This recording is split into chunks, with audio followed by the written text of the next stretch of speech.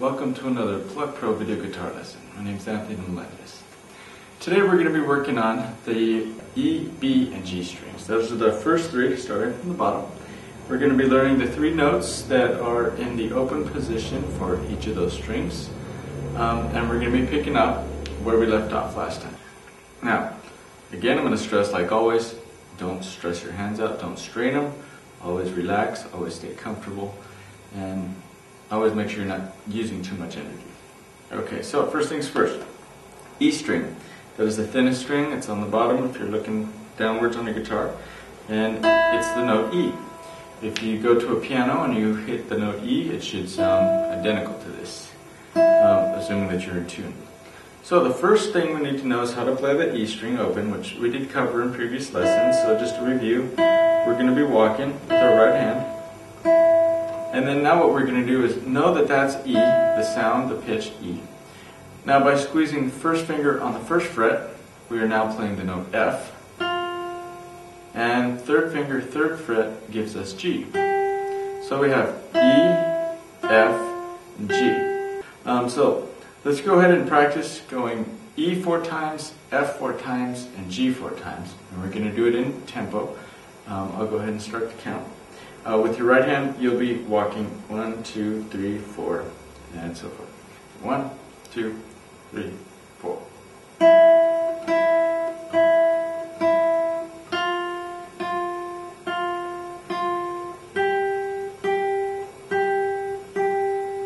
Okay, so you should be able to do that pretty easily. We'll go ahead and do reverse. We'll start on G, we'll go to F, and then we'll go to E. Bear in mind that when you're descending, that's when you're going down the notes, you want to keep this first finger. We're starting on this third finger, but we want to keep that down just so that for the purpose that we can just lift and then we're already on the next note instead of going like that. We don't want to be jumping around. It's a lot easier and more efficient if we just start here, lift that finger, and then that one's already pressed. So 4 times on G, third fret, 4 times on F, and then 4 times open. 1, 2, 3, 4.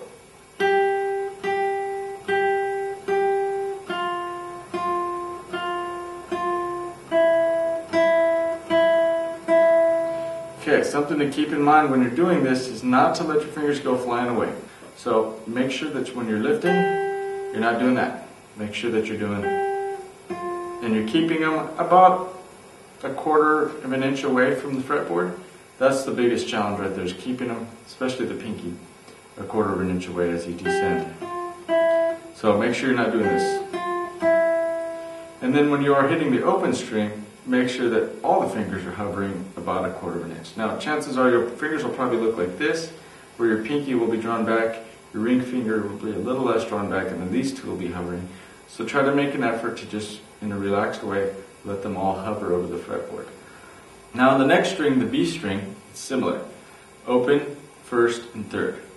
Now we have open B, first finger C, third finger D. So we're going to do the same exercises on that, minding the same principles on the left hand, making sure it's nice and controlled and it's nice and relaxed. Same thing with the right hand, we're going to be walking. 1, 2, 3, 4.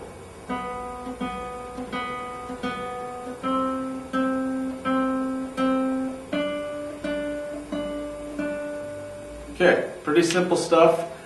That means that you're going to have to concentrate on the things that aren't so simple. The things that aren't so simple, again, are keeping the fingers there. Another thing is keeping consistent tone with the right hand. You don't want one to sound like this. You want them to sound nice and clean. You don't want that twangy sound. And you can refer to previous lessons on how to avoid that twangy sound. So now we'll do the reverse, starting on D, third fret, C, first fret, and B, open. 1, 2, 3, 4.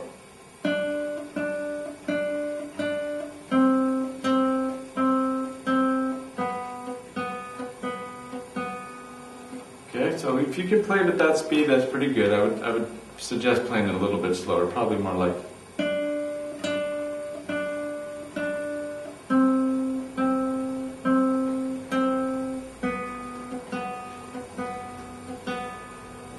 The reason we want to play it slower is so that you have enough time to, 1, change the fingers on the left, 2, to make sure that you're getting good tone and that your fingers are starting from the proper spot on the right hand.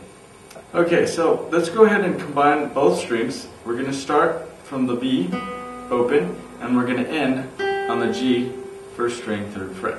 So we're just going to walk up each note one at a time. B, C, D, E, F, G.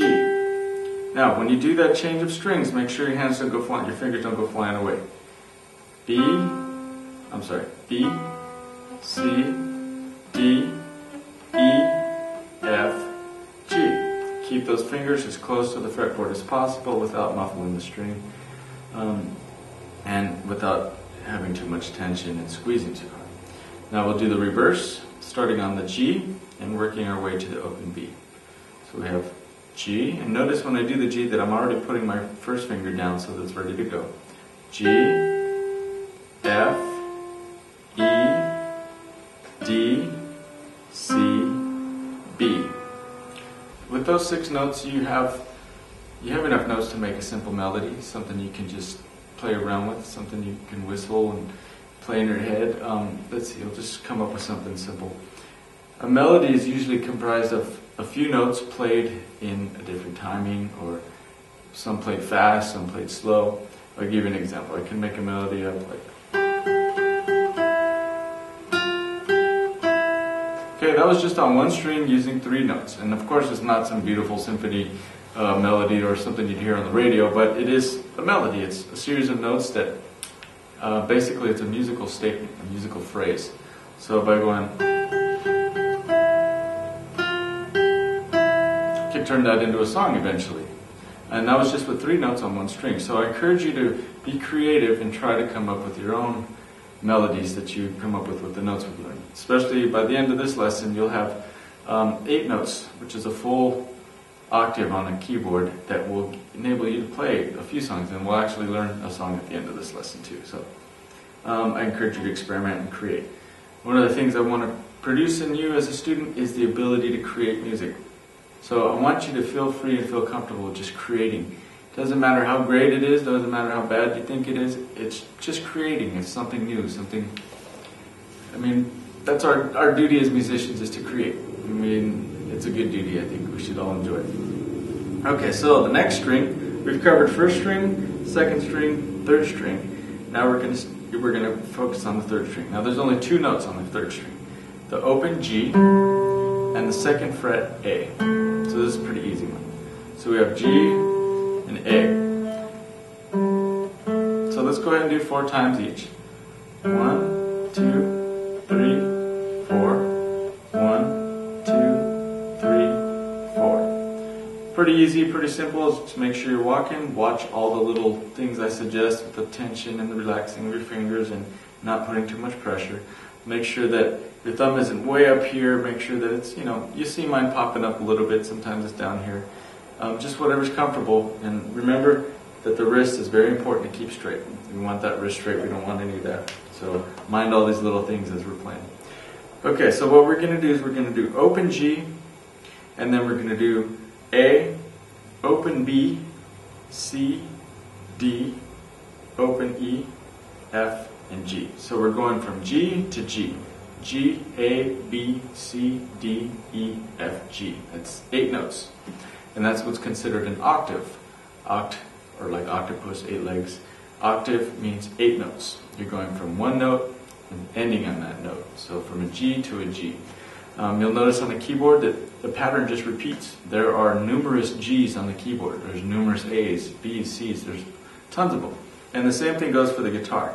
We're going to learn how to play a G here, and G here, a G here, G here. They're all over the place. So understand that, and when you hear me say, oh, look, there's a G there and there's a G there, don't be confused. It's okay.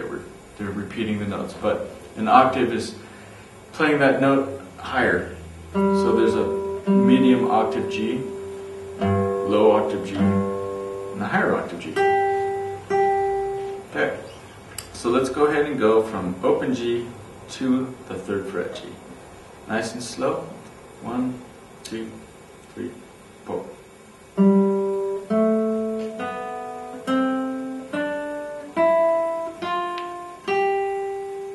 Okay, now we'll do the same thing in reverse, starting from here.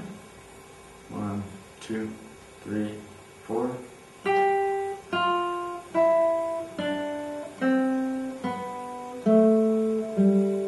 Okay, so with those 8 notes, you have a lot of room to play with. You can make up tons of melodies. Most melodies you hear are done within 1 octave, meaning you can play a bunch of different melodies that you hear every day just with those 8 notes. Here's an example.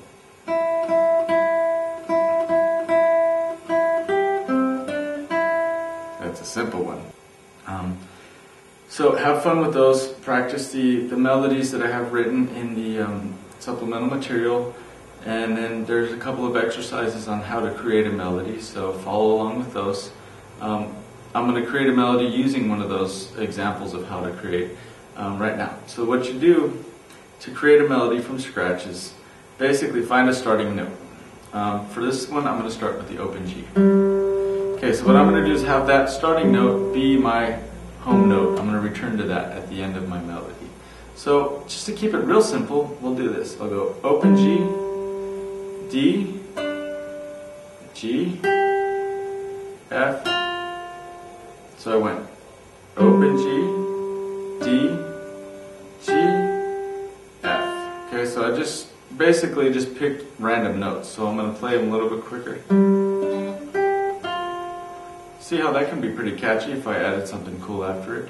And again, I'm picking random notes. That's what I want you to do in the first melody exercise, is to pick random notes and play them together. If they don't sound good together, then replace one with another one. If I would have went, that sounds okay, but I like the way the sound of this one is better. Okay, see, I kind of didn't like that one, so I'm going to make a little adjustment. There we go, I like the sound of that. Now again, I started off with just any of the notes that we just learned, any of the 8 notes. I started with a G, then a D, then a G, and an F, G, D. So here it is one time. Then I just added that because it's just in my head, that's what sounded like should come next. Your first melodies are probably going to be a little weird. You're probably going to think that they're not very good. It's okay, keep working at it. My first melodies weren't that good either, at least in my opinion, they weren't that good. But don't compare yourself to other musicians, don't compare yourself to Elton John. I mean, you're not going to be writing melodies that good because you're just starting out. So be comfortable with and okay with the stuff that you put out because it's yours and you're creating it and there's nothing wrong with it. So I'm going to keep going and add on a little more.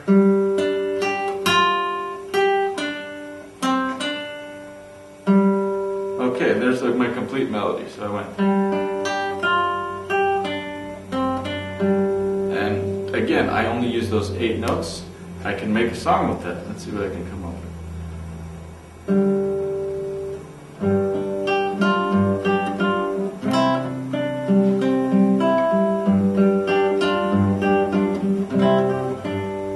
Something like that. And all I did was throw another couple of chords on it. I threw a couple of harmony notes to make it sound fuller. But the basis of it is, and you can see how easy it is to make up a melody. So I encourage you to practice making up melodies. If you hear something on the radio, try to copy it within those 8 notes. It might work. Your favorite songs, some like the vocal line of a favorite song, just hum it in your head and try to find the notes that match. It's a really good exercise to get your ear and your fingers to create the same sound, like what you hear on the radio and trying to find it. It's a really good exercise. Okay, so that's going to cover this lesson. Our next lesson, we're going to cover the next 3 strings, and then we're going to cover more melody information and a couple of chords. So I hope you enjoyed this one and I hope it was educational for you. Again, I'm Antonio Melendez, and enjoy your guitar playing.